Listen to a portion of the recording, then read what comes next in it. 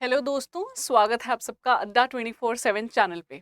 क्या आपने सपना लिया है circle based officer examination crack करने का जो एसबीआई कंडक्ट करता है?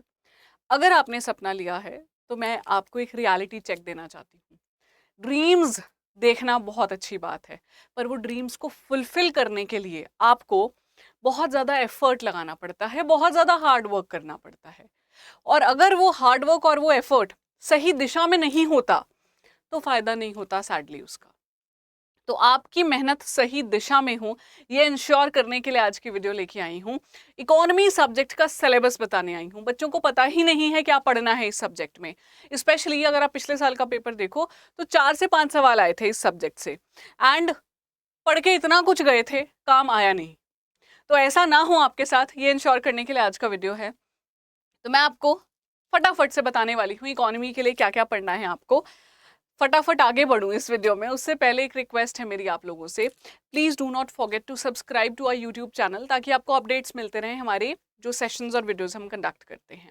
Apart from that you can also download our mobile application. एक तो एसबीआई सीबीओ का लेटेस्ट कोर्स लाइव हो चुका है, जिसमें मैं ही आपको इकोनॉमी पढ़ा रही हूँ, and of course we have other expert faculties आपकी बैंकिंग नॉलेज, कंप्यूटर, इंग्लिश, ये सब पढ़ाने के लिए।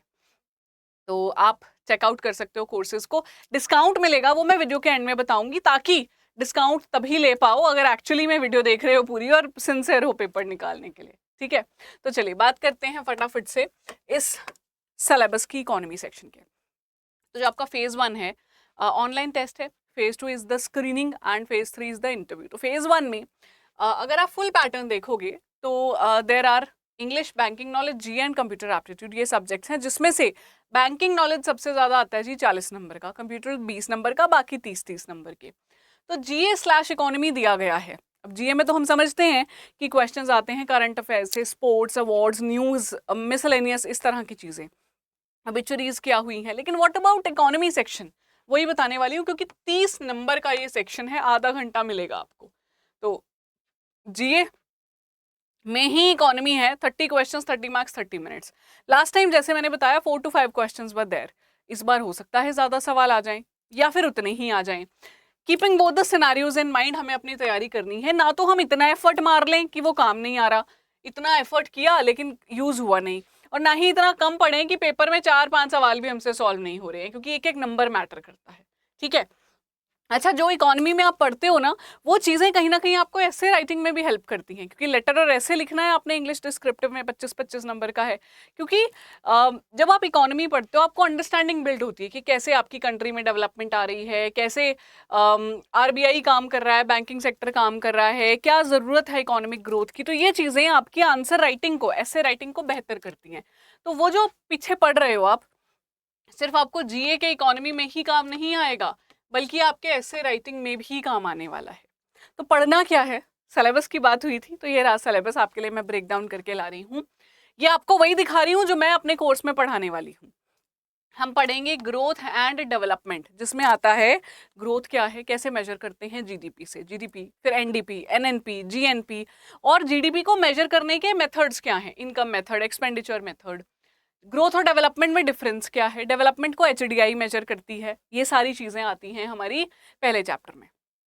तो इससे बेस बन जाएगा इकोनॉमी सेक्शन का।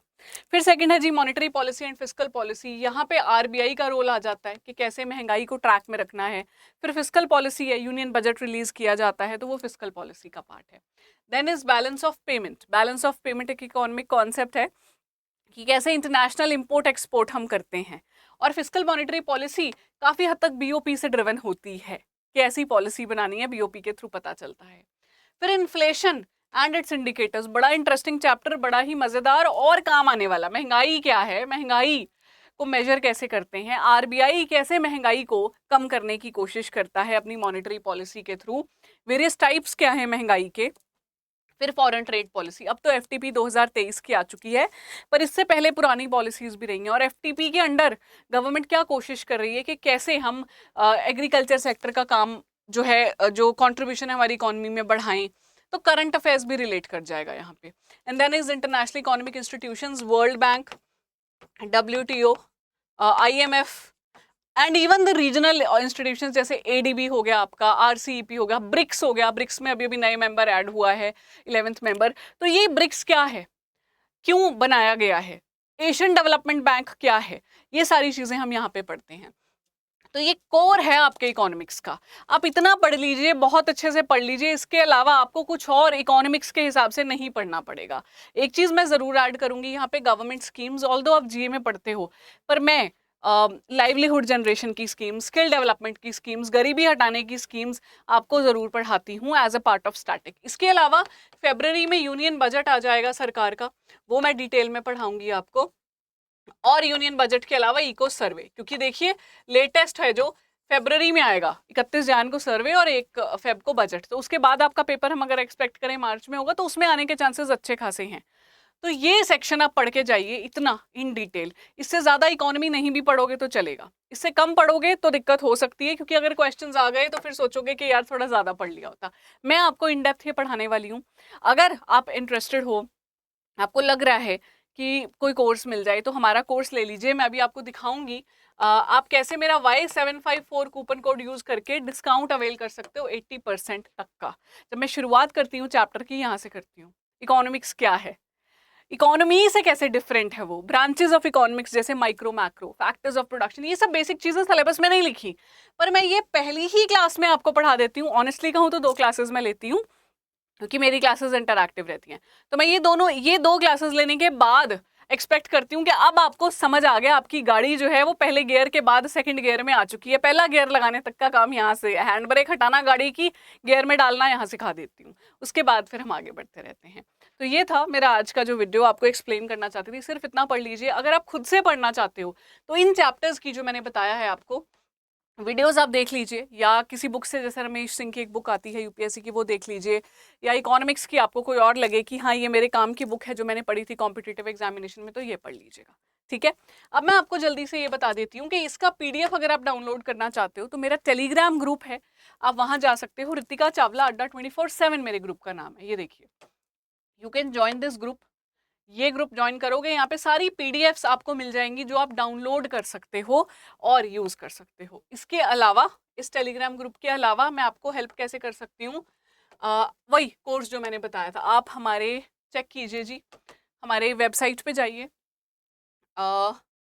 चलिए चलते हैं, अड्डा 24/7 खोलिए, और यहाँ पे हमारा SBI CBO का कोर्स आप देख सकते हो। अगर आप एग्जाम्स को देखोगे तो ये रहा SBI CBO का कोर्स 2024-25 का, अभी शुरू हुआ है, मेरी क्लासेस चल रही हैं ऑलरेडी, तो ज़्यादा अभी छूटा नहीं है। ठीक है, दैट्स इट, Y754 मेरा कोड है, बाय नाउ पे यूज कीजिए, इससे ज़्यादा डिस्काउंट मिलेगा आपको, राइट।